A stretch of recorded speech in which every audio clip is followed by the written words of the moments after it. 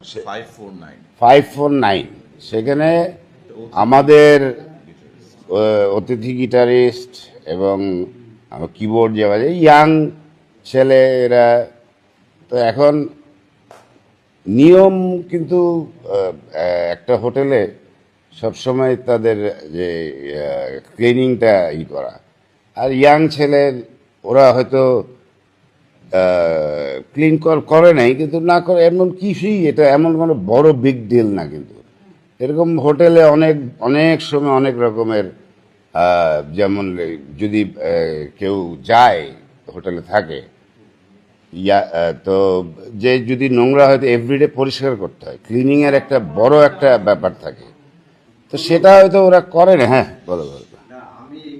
Young musician, দেখো young musician সে আসছে America থেকে, আসছে অতিথি গিটারিস্ট হিসেবে বাজাচ্ছে, এটা এমন কিছু না। এটা তার রুমের অনেকেই অনেক রকম এলোমেলো রাখে রুম।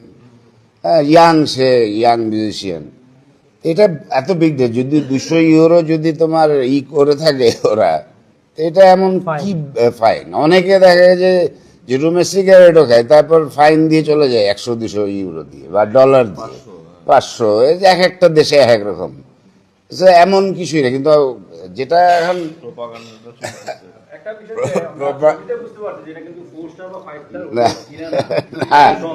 না না ফাইভ, এটা কোন মানের হোটেল এটা বড় ব্যাপার না। ওনার নিয়ে এনিওয়ে এটা এমন কিছু বড় জিনিস না। এটা এমন কোনো বড় জিনিস না। আমি 100% শিওর যে হোটেল কর্তৃপক্ষ কখনো এই ধরনের ছবি পাবলিশ করবে না, কারণ এটা ইতালির ল এর বাইরে। কারণ আমি ইতালির সবচেয়ে বড় বড় 5 স্টারের মধ্যে কাজ করেছি, এটা স্টাফদের কাজ পরিষ্কার করা আর চেক আউট করার সময় তো ওনারা সব তো হোটেলে আছে, ওনারা তো আমাদেরকে কোনো কমপ্লেন করেন। এইখানে যখন আমরা চলে আসছি ভেনিসে, তখন তারা বলতেছে যে এই হয়েছে। তো এইটার উত্তর আমরা কিভাবে দিব যখন আমরা চলে আসলাম? আপনারা কি আপনাদের বিরুদ্ধে যে অপপ্রচার হচ্ছে সোশ্যাল মিডিয়াতে এবং বাংলাদেশেও বিভিন্ন মিডিয়াতে এটা নিয়ে প্রচার হচ্ছে, আপনারা কি কোনো আইনগত কোনো ব্যবস্থা নেবেন? কেন এটাকে এত বড় করারই করুক না। মানুষের ফোন আছে, 2-4টা লেখুক, যা বাধা দেওয়ার কি আছে, লেখুক, লিখতে থাকুক, যা মন চায় মন খুলে লেখুক। এখানে তো কারণ স্বাধীনতা আছে। সোশ্যাল মিডিয়াতে যে কেউ, তুমি লেখো না, যা মন চাই লিখতে পারো।